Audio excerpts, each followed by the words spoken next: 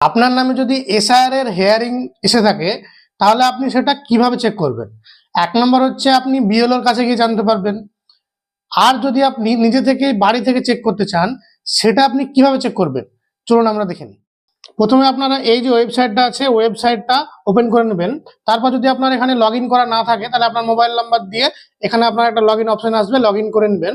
তারপর এখানে দেখুন submit documents against notice issue, এই যে অপশনটা আছে এখানে ক্লিক করবেন।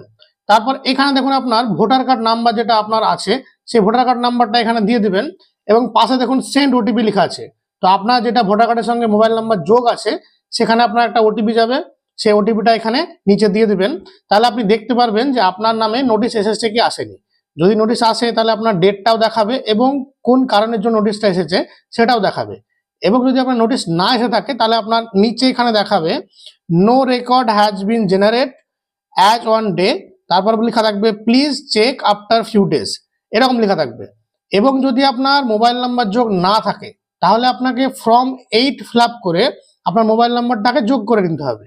তো মোবাইল নাম্বার যোগ করার সময় যদি কোনো অসুবিধা হয় তাহলে আপনারা মেসেজ করতে চাইলে করতে পারেন।